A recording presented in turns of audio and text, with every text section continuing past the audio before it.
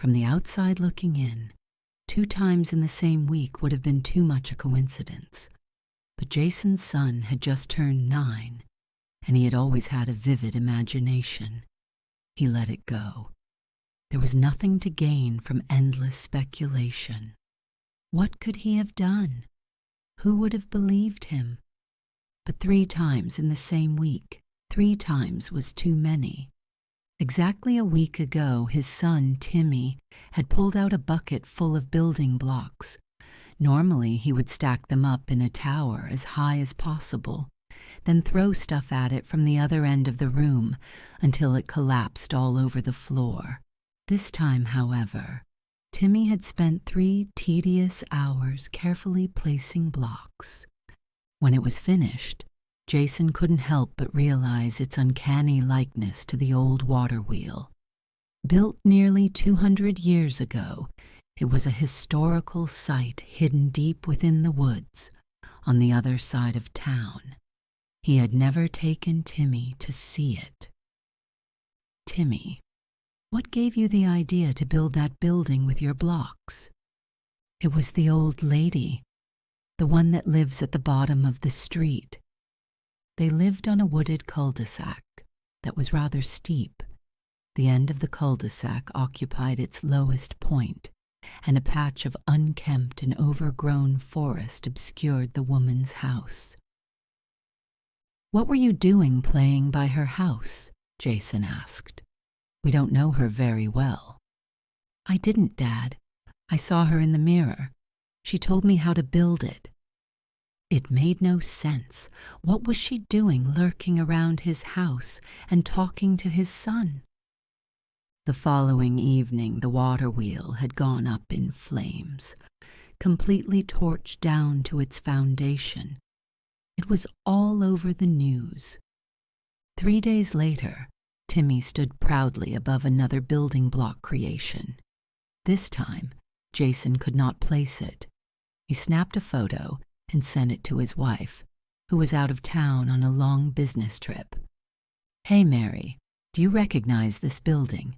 I know it is made of blocks, but I think Timmy got the idea from a real building." Later that evening, she responded, "Yeah, I do, actually. Remember when we walked around the cemetery after my dad died 5 years ago? It looks like that mausoleum that was perched on that little hill overlooking the lake."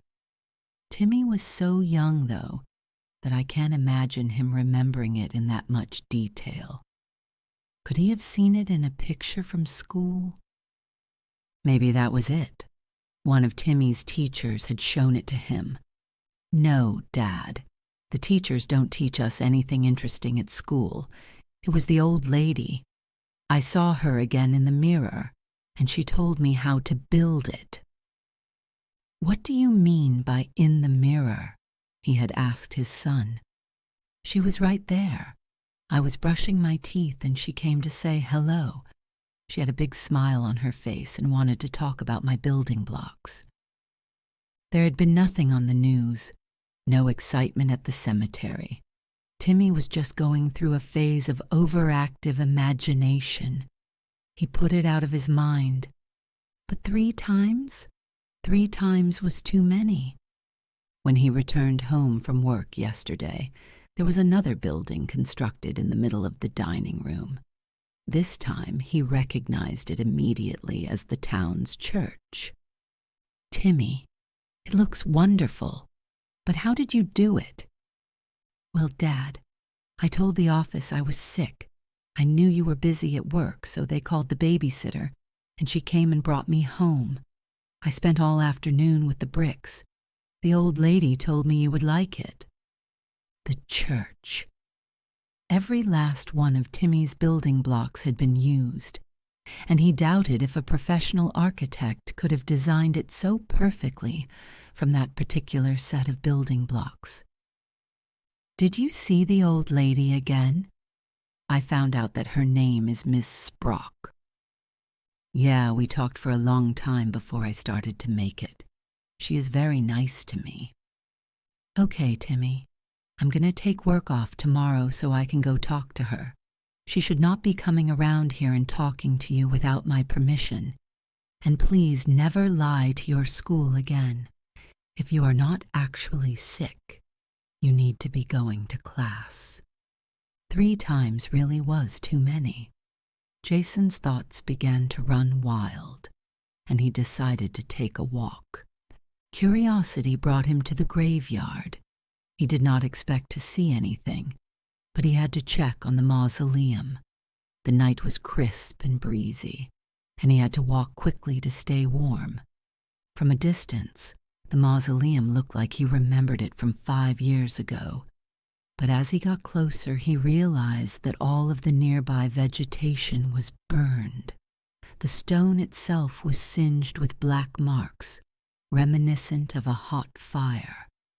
Daring himself to enter, he immediately saw that the burial stones showing the dates of birth and death were all cracked. Looking at the names of the deceased on the cracked stones, he realized that they were all relatives of Miss Sprock, parents, grandparents, and perhaps a few of her great-grandparents. Returning home, he sat Timmy down at the table. "I don't know what is happening, but the buildings you made from your blocks this week look identical to actual buildings. The first 2 of them have been destroyed. I think Miss Sprock is behind it. I don't know why she is telling you to make them first, but something is not right." He took down Timmy's church building, and out of an abundance of caution, locked the building blocks up in his safe. Timmy pouted and went to bed. Jason picked up his phone and dialed the police. No answer. He tried a few more times, but the line seemed to be busy. He had to warn someone that a vandal was going to try and destroy the church. But when he turned on the television, he realized that it was already too late. A video of the church, billowing with thick smoke, was the first thing he saw. There were, as of yet, no suspects. Panicked, Jason could not bring himself to sleep all night. It was a good thing he had taken the next day off from work. He would try to call the police again in the morning. It had to be Ms. Sprock. But when he got out of bed around 7:30, Timmy was nowhere to be found. His son usually woke up early to read a chapter from a book before school. Not so today, and when he checked Timmy's room, it was empty. It had snowed overnight, and when Jason opened the front door, he saw Timmy's small footprints. He followed them down to the sidewalk where they turned left, past his neighbor's house, and all the way down the cul-de-sac to Miss Sprock's house. By now he was running and fuming. What had gotten into his son's mind?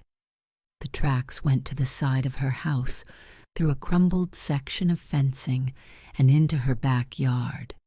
There he spotted Timmy, putting the finishing touches on a snowman. "Timmy, what on earth are you doing?" He pretended not to hear, so he ran up next to his son and asked him again. Still nothing, but suddenly a deafening screech from above. Looking up, Jason screamed as well. For 30 or 40 feet directly above him and Timmy was the twisting body of Miss Sprock, hung lifeless by her neck. "Timmy, run! Get away from here!" But Timmy did not seem to hear. He was done with the snowman and now sat attentively on the ground before it. A black piece of paper with large white words flitted down from somewhere above and landed next to Timmy. Jason picked it up. A short poem.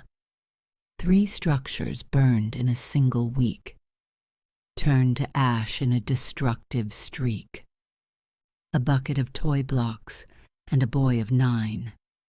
A lethal rope tied high in a tree of pine. 3 buttons of coal and a carrot nose. And the ancestors who won't sleep without their toes.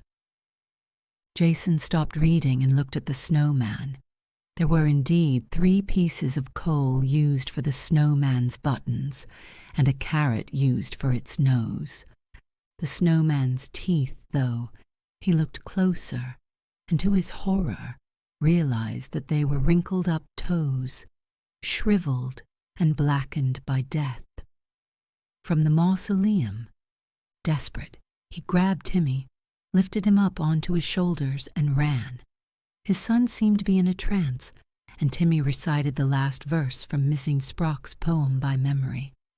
The snowman built beneath the tree. From this day forth, we are finally free. After saying the final word, he felt Timmy tighten up. Dad, what happened? I don't know. Let's get back to the house. He dropped Timmy to the ground and they ran back home. I don't remember anything after opening the front door. I wanted to measure how many inches of snow we got. Then all of a sudden you were running with me on your shoulders. Do you have any memories or dreams of Miss Sprock from today? No. Okay, good. You won't be seeing any more of her, but you have to stay away from her house. He called the police and described what he saw, as well as his suspicion that she had started the fires.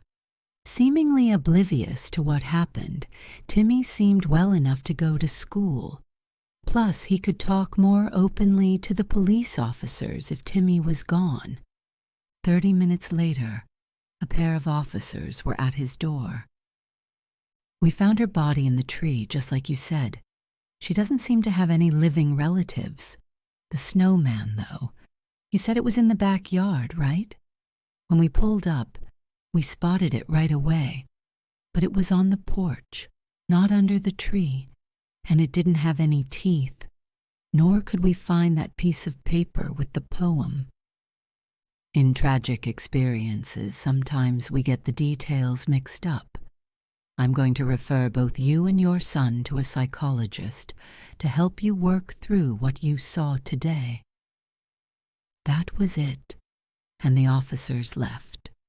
He sat down and closed his eyes, and surprisingly, managed to get a little bit of sleep. He was awakened by his phone. It was Timmy's teacher from school. Jason, I can't get him to come in from recess.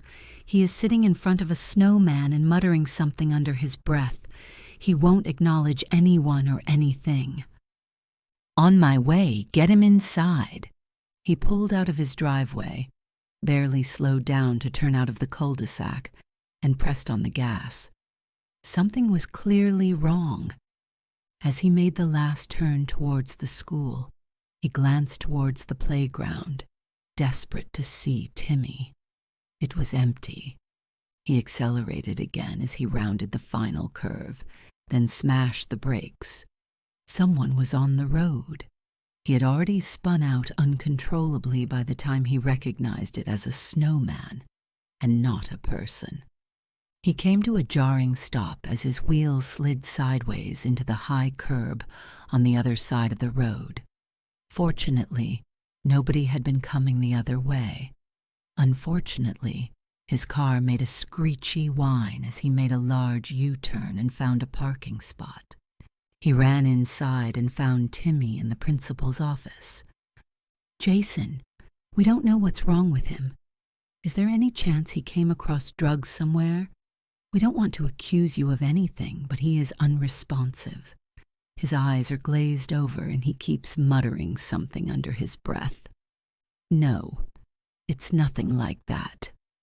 He sat down next to Timmy and listened closely. He couldn't make out the individual words, but it sounded awfully similar to the poem they found earlier. Something rather traumatic happened earlier today, and I thought he would do better at school than at home. I'll take him home. Hopefully he just needs some rest. He grabbed Timmy's hand and led him out of the principal's office. He could walk, despite seemingly under a trance. As he approached his car, a scream pierced through the icy air. It sounded like it came from the road. What could that be? Wait here, Timmy. I'm going to take a quick look." He unlocked the car and helped his son inside. "Dad, the old lady is happy. Her plan is starting to work." "What do you mean? Are you okay?" "Yeah, I'm fine, Dad. I built another snowman during recess, but I forget what happened after that. Why am I in the car?" "You need to rest. You have to stop thinking about Miss Sprock. And please, no more snowmen." He turned on his car, but before even leaving the parking lot saw what happened. A black car was smoking, stopped in the middle of the road. It was wrapped around the snowman. "What?" He jumped out of the car and ran to see what happened. "Don't get any closer. I think she's dead, or at least knocked out. I just called the emergency line and they are sending an ambulance." "How? It is just a snowman." He ignored the woman and ran up to the side of the car that had crumpled. The snowman wasn't made of snow. It was made of solid ice, and it would not budge.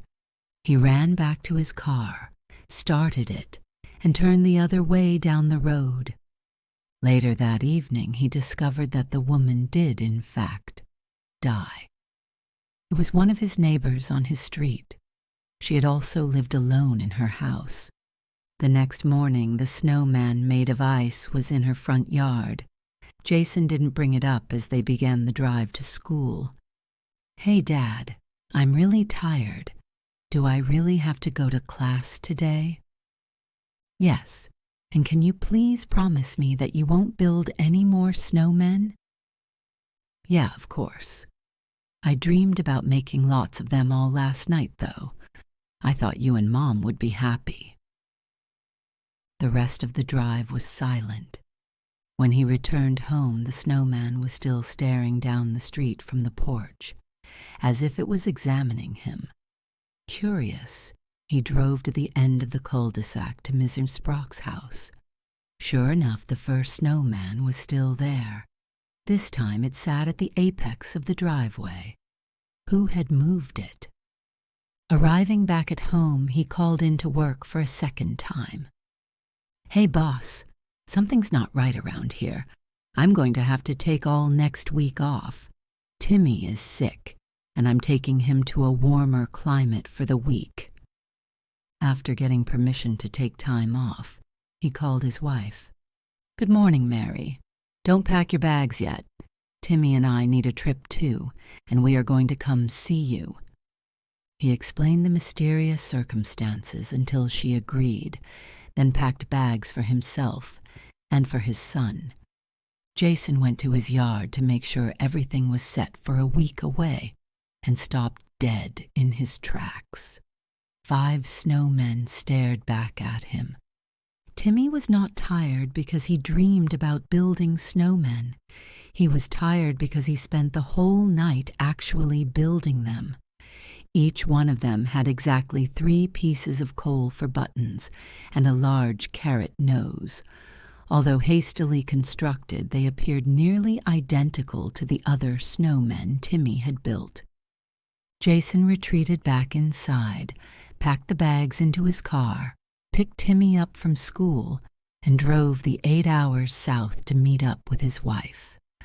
There was no snow that far south, and the weather looked to be sunny for at least the following week. Maybe here they could finally relax. But as he had a sneaking suspicion, the other people who lived on his cul-de-sac began to mysteriously disappear. His next-door neighbors were found frozen stiff, face down in the middle of a lake. He had liked to go ice fishing, but she hated the cold. There was no way she would have agreed to spend a day on the lake. The neighbors directly in front of him went missing the following day, and a police report was filed. They never showed up, but a snowman did appear on top of their roof. "Mary, we can't go back. Don't you see what is happening? Everyone on our street is being killed, and Miss Sprock and the snowmen have something to do with it. Maybe she was a witch, and maybe now she is a ghost." Whether a witch or a ghost, Mary agreed to stay away until they got answers and felt safe enough to return. But by the following week, each and every one of the other 8 houses on their cul-de-sac had a snowman somewhere on their property, and all of the inhabitants of their street had disappeared. Jason slept progressively worse every night, but where they were, the temperature was too warm for a snowman. He and Mary convinced their bosses to let them work remotely and stayed for another week. Towards the end of the second week, Timmy began complaining about missing his friends and missing the snow. "We can't go back quite yet. It is too dangerous," he had told his son. That night, Jason woke to a faint knock at 3:30 a.m. It was Timmy. "Dad, I didn't want to worry you, but it's getting worse." "What's getting worse?" "The dreams of Miss Sprock, of the snowmen. She keeps telling me I have to finish practicing. I think she's right. It's just one more snowman, Dad. She really wants me to build just one more, just for you and for Mom, to show how good I am. Do you remember the promise you made? To not make any more snowmen? It's why we took you out of school to come here. Remember?" "Yes, but I needed to do it. It's all done. Miss Sprock was happy." "But there's no snow on the ground. What do you mean you made it?" "Oh, she said today was different and that I could make it from ice cream instead. But it is small, and a weird one, Dad." "What? What did you do? Where is it?" By now, Jason was wide awake, heart racing. He followed Timmy to the kitchen. Mary, who had awoken from the commotion, followed in silence. "Dad, I made it right there on the table. See the smudge of ice cream here? Help me look for it. We didn't have any carrots for its nose, so look here, Dad. She told me to make its nose with that sharp knife you told me to be careful with. Don't worry, I didn't cut myself. It looks really strange, but Miss Sprock is going to leave me alone now, just as soon as we find it, and you can see it. Dad, can you see it anywhere? It has to be around here somewhere. Mom?" There were 5 seconds of silence, not 4, and certainly not 6, but exactly 5. Then there was a boy of 9, home all alone, and a blood-curdling scream.